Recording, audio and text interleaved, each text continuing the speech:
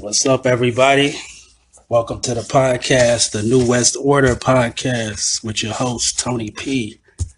Today, I got a special guest here, the lovely, beautiful Modest Jones. Well, What's up, thank you, Modest Tony. Jones? Hi, what's up, everybody? That's what's up. Modest Jones is here with us today. And first of all, I want you to give everybody a brief introduction of yourself, for people that don't know. Okay, well, I'm Modest Jones, and right now I'm doing a little modeling and acting. I've revamped my career after a little bit of retirement. I think I was put on this earth to make people feel better about themselves and maybe make some people want to live that might think otherwise for a moment or two. So that's a good thing if you can, give people some inspiration and hope. So that's a blessing Absolutely. right there. So you're a blessing to other people. Thank you. I like to use my experiences to help others for sure. All my gifts. That's good. Yeah.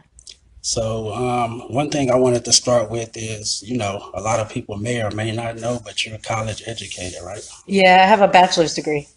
So what year did you graduate from college? I graduated in 2005. I should have graduated in 2004, but I went into college at 17. So believe me, I had my fun. I was in the Boston area and there was a lot of sporting events and there was just other things I think I wanted to be doing at that time other than focusing on my classes as much as I should have. So, Right. but yeah, I graduated from Framingham State University and that's in Framingham, Mass, right in between Worcester and Boston. See, I think that's good that, even though you're acting and modeling, that you have an education as well, too, because that's, can open up a lot of doors for you. And it's just something good to have. Absolutely. And then communications background. Well, I started off in fashion design, but I never really liked to sew, Right. which is ironic because now that's like my little hobby on the side. But yeah, communications has opened a lot of doors because I feel like I'm more prepared for public speaking and even my bartending. All my jobs, you utilize communications. But ultimately, originally thought I'd be doing something like what you're doing here, like radio, interviews, like reporting, things like that. I haven't really done too much of that. Right. Well, you still have the opportunity because communications can take you in a lot of different areas. A lot of things you can do with a communication degree. Absolutely. But, nowadays, the way I look at things, you don't need a degree to do a lot of things. I'm not, That's true. going against it in any way because I do think it's a great thing to have. And even just going to school, having that experience, living at college, I think a lot of kids need that. I think it would open up a lot of doors and just make people more faceted if they went and lived at school, and especially those that haven't really been away from their parents. But I was taking college classes starting at like probably about 15. Wow. Yeah, I was spending my summers at UMass. I did a science enrichment program. SEP represent. We actually spent the summer there, lived in the dorms, took some college classes, and then in high school, I started taking the AP classes. First it was CP, college prep, and then AP. And yeah, so I was having that college experience pretty early on. That's cool right there, though. And so after college, when did you go from college to getting into the music industry? Pretty much immediately. So my senior year of college, I was being approached by talent scouts and agents because I was working at the Natick Mall. I worked at Express and I worked at Steve Madden, and I was approached by scouts pretty often at that time. You had to dress pretty nice to work at Express, Right. wearing their clothes, Steve Madden wearing their shoes. So I was pretty decked out, and I would get approached. That's when I had signed on to John Casablanca's modeling agency. Okay. What year was that when you signed with them? 2006. And by then I was already dealing with some up and coming rap hip hop artists in the Connecticut area. So I was going back and forth between Massachusetts, Connecticut, and New York, New Jersey, Philly, East Coast for a large portion of my life. Right. And how many years were you in the music industry in the East Coast, the New York area? Well, I got pregnant with my twins in 2007. Well, 2006, and I gave birth to them 2007. So, I still rocks with the hip hop industry in my own different ways. But in terms of music management and promotions, that kind of died a little bit when I got it in my ear that I should model. So I was taking more of the like music video gigs and backup dancer gigs rather than hustling other groups. I started making my own money instead of Right. receiving money on the back end when somebody, if I book a show or something, I started receiving my own checks. And I think that my head got a little blown up and I was just all about me at that point. So I wasn't even like pushing artists anymore. I think in the music industry, it's still good for people that's managers or publicists and things like that. Yeah, I mean, I could probably do both now because my brain knows how to do that now. But let me see. So in '06, I was working with, so '05, '06, a girl named Kadada. Now she goes by the name Mia Moore. Yeah, MIA space MOR. That's her name on Facebook and maybe Instagram now. I think Instagram might be Real Mia Moore. There's a period in there somewhere, but I was going with her. She was Kadada. We were Dope Girls Entertainment. So at that point, she had me writing a little bit. We had me on a lot of drops. I had did a lot of drops for a lot of artists. I was on mixtapes. And then if you pay attention around that time, '05, '06, my name, Modest, which is an adjective, started getting used in songs a lot more. And I noticed that like the more I was on the scene, the more my name was being used. So she was the first one. And then I worked with a group called Hush, Help Us Save Hip Hop. And that featured an artist, Dia, DIA. He was making beats with no arms and legs. He has no arms and legs. And he was making beats with his stick. I would watch him. He could open his food with the can opener. I just, man, he just inspired my life so much. And he was really shopping the beats to some really well-known artists like, G-Unit, Wu-Tang. And that really put me on the scene where I was around, showing my face a lot more. So I was hustling beats. I was promoting, booking shows. They were on some tours with some pretty well-known artists, like at least being backstage, being around, if not opening up, getting shout outs on the stage. Right. And then they had their mixtape. They had hella drops from all kind of artists on there and tracks with different like well-known artists. So yeah, that's going to go probably like '05 to '07. That's when I really went hard with straight hip hop. So when you were doing drops for people, what were you like saying on the drops? Back then it was like usually over the top sexual. Like people would say that I had like a whiskey voice or a raspy voice. I mean, obviously sometimes I do like Big Mike and it'd be like Big Mike, whatever they tagline was. I don't remember. But I know I did one song on the Hush mixtape and it was like, I was talking crazy. So a lot of it is like, I've had to explain to my kids now that they getting older and everything like that. And I'm raising boys. So yeah, it would be much different now. I would love to have my own little studio and record my writings, like my memoir and stuff, my stuff as maybe spoken word or even just like voice to text, like to write my book. I would love to just sit up in there and do all kind of voiceover, selling drops, everything like that now. It's different. That would be dope right there. I think you can do that though. Yeah, I'd like to definitely transition into like using my voice for good instead of whatever I was using it for back then, Right. So, like what year did you leave New York and ended up, moving to Vegas? Because, we're in Vegas now. So, I did live in Brooklyn for a little spell. We're still in the same time period. It's '07, '08. So '07, when I went to go give birth to my kids, when I was starting to get kind of big pregnant, I couldn't stand the smell of the New Jersey Turnpike or the traffic in New York City. Right. So I went home. I went home to give birth like to my twins with my mom. So I went to Massachusetts, got my own little spot out there. And then when the twins were about 6 months, I moved them to Newark, New Jersey. And we were commuting because they were modeling when they were babies. They're fraternal, but they were passing as identical. And they were modeling in New York. And Newark was like a really easy transition. One of my girls let me stay with her. And I had a little transitional move. We was taking the train into the city to work. Right. So it was pretty dope. So now we're in '08. That was in '08. So '07, I ran a club called Frescoes and my kids were still babies. I was still breastfeeding, pumping, doing the most and still going to run this lounge with my boy T, my boy Torian from Blue Persona, Blue Elite. He's out in New York right now working for Ralph Lauren Black Label.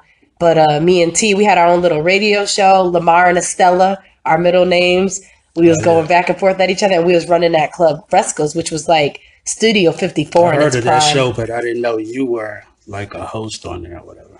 Yeah, and what that club Frescoes, it was dope. It was like a little Italian joint, but we opened it up into a lounge and we had we had it cracking. We had photo shoots in there. I mean, yeah, and then he moved to LA. So he moved to LA, I moved to New York, And now I'm in Vegas and he's in New York. So we be switching coasts on each other like that. But that was a good time in my life. So once he left to LA, I left to New York. We would still meet out there from time to time. But now we're into '08 and I'm raising my kids and living in Newark, but spending my time in New York till I moved to Brooklyn. I moved to Red Hook. And that's around the time I was filming. All over New York, kind of. Yeah, spots. That's when I was filming that DJ Vlad, all that stuff. And that stuff kind of caught up to me. And I ended up dipping to Baltimore. And that's where my sons learned how to walk in Baltimore. So, wow. Yeah, I moved around a lot. Once I made a couple little, I hit a couple hiccups along my road. I used to like really run from, if I did something I felt like wasn't the right thing to do, I would run. Move around. Especially, I felt like I was kind of maybe, at that time, it felt like maybe burning a couple bridges in the hip hop industry. After I did the Superhead documentary, I felt like I definitely kind of burned some bridges. And at that time, the best thing I knew how to do was run. So what led to your decision to actually leave New York and move to Vegas? And what year was it when you moved to Vegas? So once I moved out of my girl spot in Newark, I had got my own little spot over there in that area, like New York, New Jersey. And I was like doing a lot of liquor promotions. So I was moving around doing a lot of liquor promotions. I mean, I probably have promoted for, I don't know if you see my resume, I promoted for probably like almost every liquor and beer brand. I had a gig with Anheuser-Busch. It was right down there in New Jersey, Ferry Street area. A lot of Budweiser, a lot of Brazil, Portugal, soccer games, things like that. And I got hit up to work an All-Star Weekend gig, and All-Star Weekend was going to be in LA. So that was going to be my first time on the West Coast. So I went out there, had like the time of my life. It rained like the whole time I was in LA. I was like, I brought the rain, but I was like, the West Coast is for me. I finally felt like my vibe fit somewhere. Right. And then the weather, even on the worst day, I hate being still cold, brother. Like, yeah, the East Coast has a lot of snow. I hate, man. Cold weather. Mind you, I'm raising twin babies with snowsuits, car seats, warming up the car. It was just too much, you know? So once I went out for All-Star Weekend, spent my days in LA, I wanted to be on the East Coast. And the manager that I was working with at the time, he had a spot out here, and one of my Moet Hennessy account did pretty much a direct transfer out here to Vegas. So I just started booking my interviews and transferring whatever companies I could. I just started checking off LA, Vegas on everything. And I started accepting work in Vegas. Moved into one of dude's houses out here. And I started working. And once you came out to the West Coast to visit, you knew you wanted to be on the West Coast. Yeah, you know what, though? I had forgot. I came out here to Vegas for a photo shoot once. And one of the pictures still lingers around. But I remember I drove a red Dodge Charger on the strip. And I was like, man, I'm popping, you know? And it was like 120 in May back then, though. Yeah. And but yeah, I never forgot that. But my first time in LA, I was like, I want to live in LA. But Vegas is so much cheaper to live. And I had work in Vegas and I knew I could commute to LA. So I was like, this is it for me. No more being cold. Yeah, no more buying expensive, heavy clothes for the kids. Right. Shorts and flip-flops. It was great. And LA always has great weather. I know. I haven't been there in like a little while now. I think I probably went to Santa Monica last summer, but I haven't been out in LA like Hollywood in like a minute. Yeah. But living in Vegas is cool because like you say, it's always a short commute. You know what one of the best things I think is about living in Vegas? Everyone always comes here. I constantly get hit up with Blast from the Past family. Just everyone's going to come through here. And if they think of you, they're going to hit you up when they come. Right. Yeah, like old friends might come through. People everybody. School with, everybody. Everybody got a convention, a birthday, a bachelor, something here. Yeah, everybody wants to come out here and celebrate birthdays, like you said. Yeah, and there's always something to do here. You know, I've become more of a homebody and found a lot of myself here. I've been alone, away from family for a long time. Yeah, like there's always something to do if you want to do it. So it's good as a homebody because some days you're like, I got to get outside. Like, you know, there's always something going on. So since you've been in Vegas, what are some of the things you've been doing and like how has it been different than like being in the industry when you was in New York? The extra work has been a little different. Here, you're more likely to sit in an audience or something like that. I haven't had as much film extra work. People are way more flaky out here. Like, I feel like people are hungrier in New York. Yeah, the hustle is the hustle's real in New York. I mean, I can't really say LA and Vegas are the same because I see more of that New York hustle in LA. I mean, a lot of New York people in LA, a lot of LA people in New York. True. Vegas is a melting pot, but there's a lot of money in the casinos. Like, if people are acting and stuff, but they know they're going to work their bottle service job, they're going to make more than a doctor. Like, you know what I mean? So Right. a lot of times they're not going to take these little gigs. They're not going to be worth it for them. Now, so now we heard about some of the experiences you had in the industry, like in New York and how guys were, as far as the casting couch and the music industry and stuff like that. What has Yeah. been like your experiences in Vegas with the men in Vegas? Honestly, like a lot of gay, um, a lot, even sometimes when you're not sure that they are. I mean, I don't see anything wrong with that. I have a couple gay brothers. It's no problem to me. Like, so there's a lot more of that. So I end up not having to really worry so much about that part. Similar, I mean, I've come into such an age now that unless I'm like, I know that I'm interested in you, if you start coming at me saying sideways things that have nothing to do with making money or how I'm going to advance my career or my soul or my kids' experience on this earth or my own, then I'm just going to brush you off. Like, I think I paid a lot more attention to BS now where I'm more on like a miss me with the BS type, like, you know what I mean, vibe. So it's going to give me a different outlook, if you know what I mean. So I think I'm coming from a different perspective. I think men as a whole, like the thirst can be real depending on the situation, but also depending on what vibe I'm giving off. I do think like, I mean, obviously some interviews and some photos you might beg to differ, but I do think I know I show a lot less skin. I think I'm going to take responsibility for my actions and say that what I'm attracting is different than it was in New York. It's definitely better, way less of that. I don't attract as much disrespect as I So used it's to. less disrespect in Vegas, you think? I wouldn't say it's because it's Vegas. I think a lot of it's going to be the way I carry myself Yeah. and just like the gigs I'm willing to take. Because for me to take time away from my full-time job, which is a career, which is not normal 9 to 5, which could be a phone call any time of the night or a weekend, depending on what we got going on. And it is attached to the government. You know what I mean? Right. With that, like certain gigs don't fit in. I'm too tired, or the kids, or you just got to weigh everything out and see if it's even worth it. So back then, I would definitely be more likely to meet you in a hotel room to see if I'm a good fit for All-Star Weekend or whatever it is. And then it turns out to be something completely sketchy, like, duh, like, why would you think the La Quinta in Brooklyn or the La Quinta Inn in Queens? And how is he going to audition you in the hotel room for the All-Star, for Super Bowl, whatever? Right. Like, you know what I'm saying? So it's the choices we make as well. So based on like some of your experiences and then being older and then now you're a conscious woman too, so that probably helps you make good Yeah, there's definitely been a shift. Yeah. Yeah, the consciousness is a shift.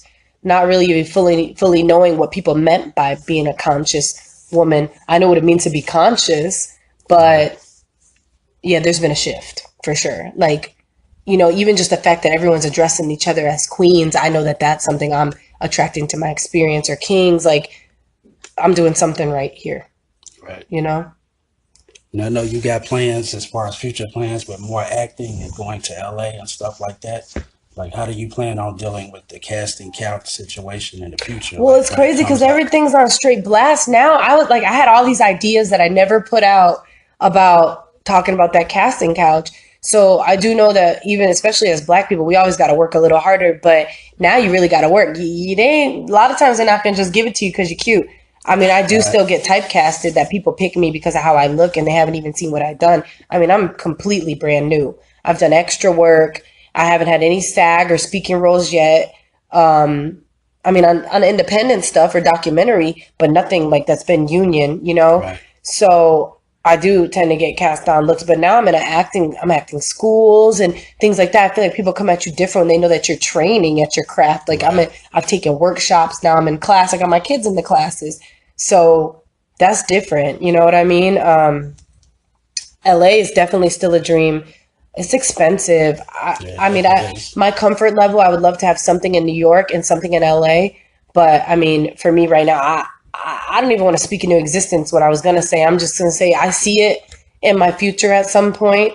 Right now, Vegas is a lot more doable, and my career is here too, not just my acting career, but my regular my job. Like, you know, Right. like, and I really enjoy my job, and it's got me speaking tons of Spanish and just, you know, I'm feeding myself in ways I'm growing, you know. So I see LA. Right now, I have some current projects. I mean, I'm working on a web series right now, and I have a pretty predominant role, and it's tied into Netflix, you know, so it's good. Wow, And that's dope then, right there. So it's yeah, gonna be on Netflix. yeah, well, it's tied into Netflix, so I mean, Netflix. you got to put in the work so that they want you, you know. But Right. it is close enough that they gonna bite if you know when we do what we supposed to do. But again, with Right. that flakiness in Vegas, like you Yeah. miss us with the BS. You got to show up and you know put in the work, or you're just gonna be another one. Everybody's got something on Facebook, YouTube, everything right now. So you got to Right. really stand apart, you know. Right.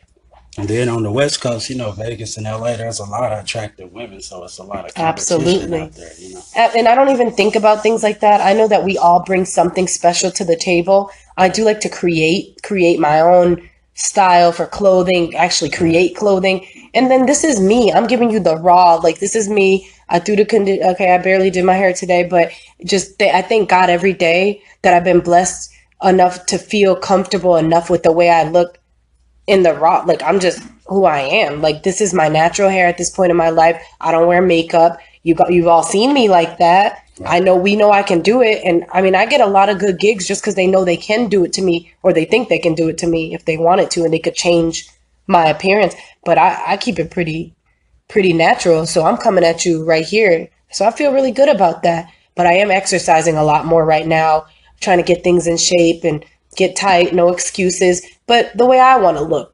You know, I have a certain What way is I your like my body exercise to look. program? Like aerobics or what do you do? It's a lot of yoga, which you and I have talked about in the past. And oh, I think we're done here. But I've been jump roping in the morning. That helps me a lot as well. I try to jump rope 10 minutes straight, and you know change it up, high knees really fast, just switch it up, learn different moves. That tends to give me a full body workout rather quickly. And then I do swim when I can. I like to swim. I like a full body workout all in one.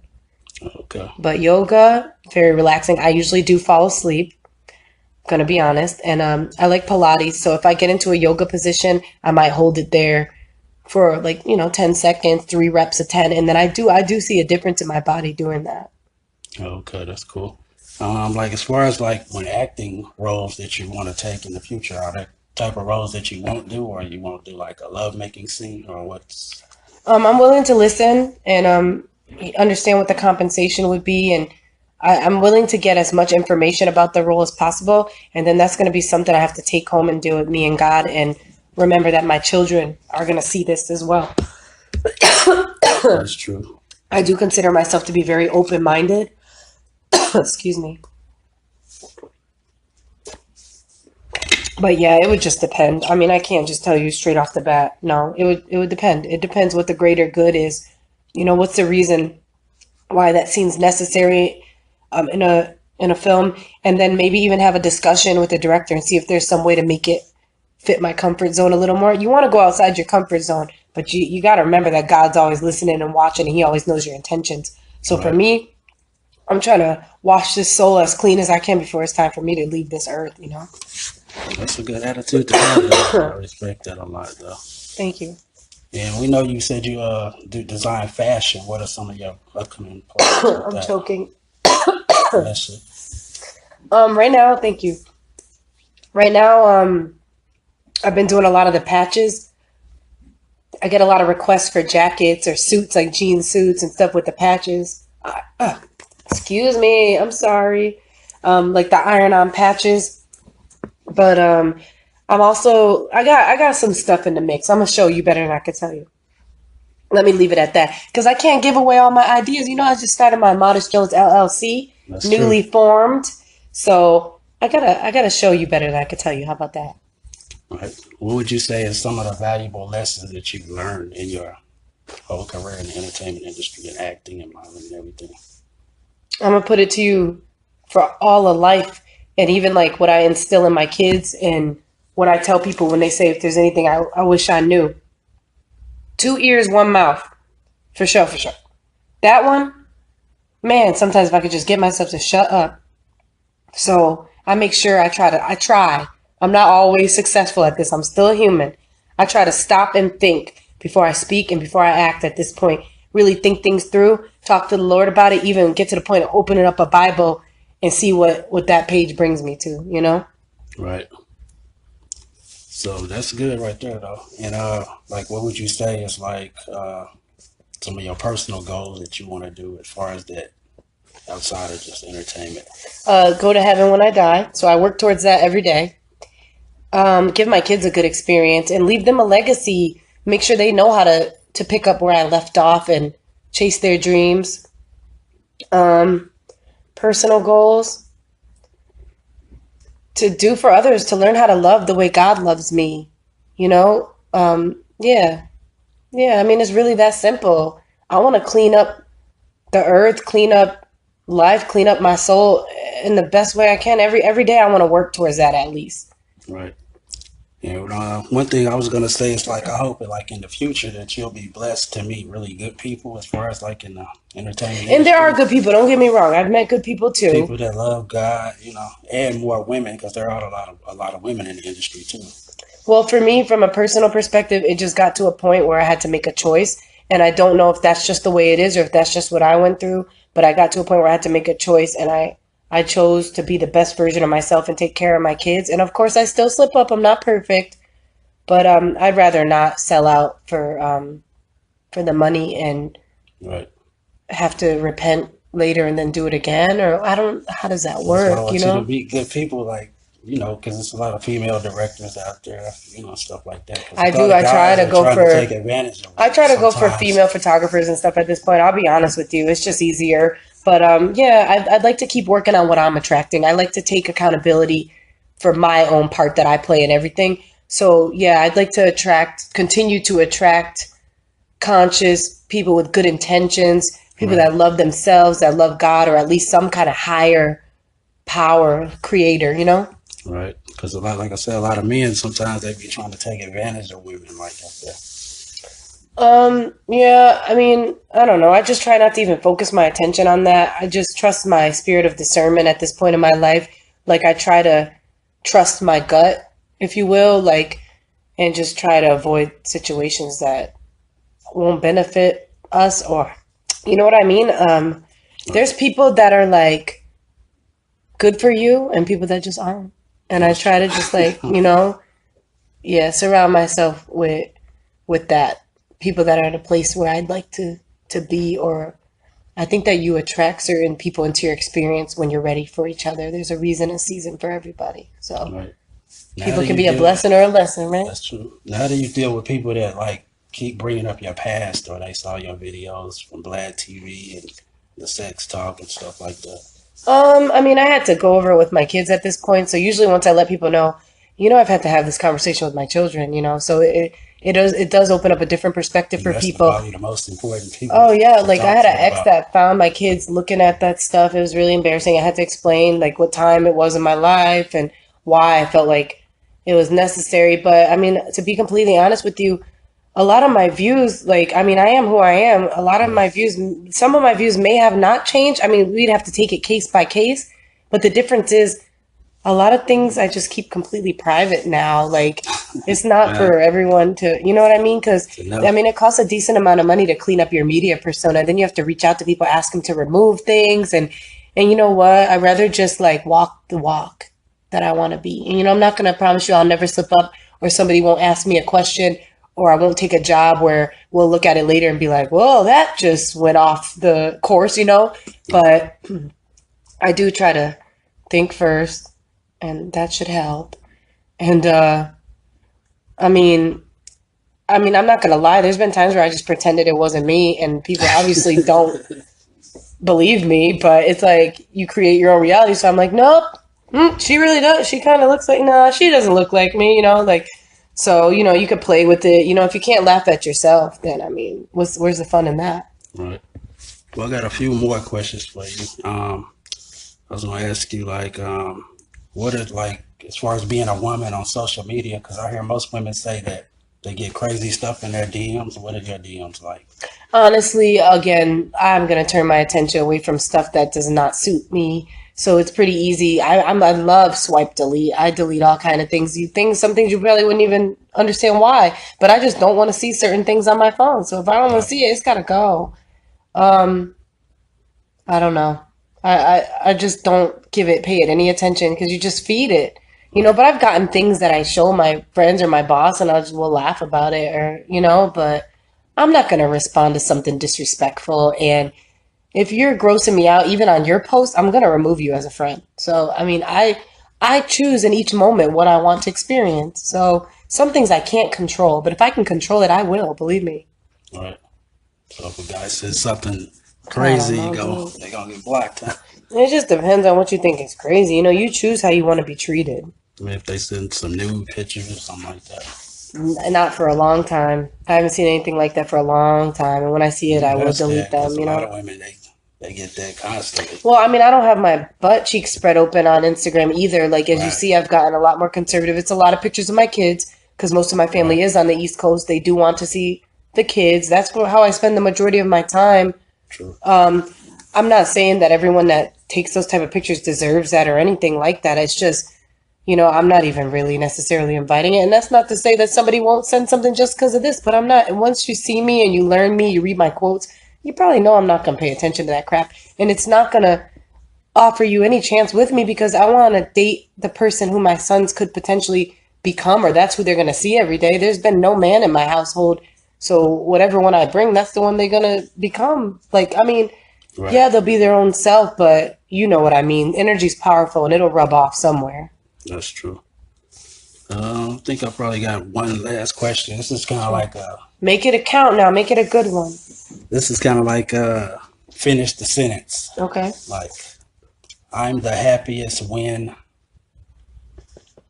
Wow. You got me. I'm the happiest when I'm being honest with myself and to others. That's a good answer right there. Thank you. That's my truth. That's what's up. That means that God's leading it, God's source. I'm being true to that true inner child. Right.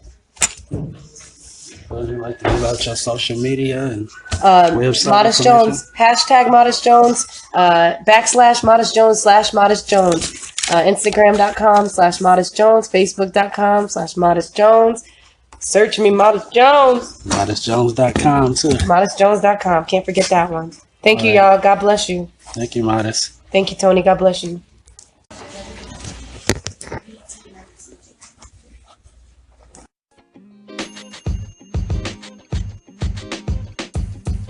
The podcast you just heard was recorded with Anchor. If you want to make your own, download the Android or iOS app completely free from anchor.fm/podcast. That's anchor.fm/podcast.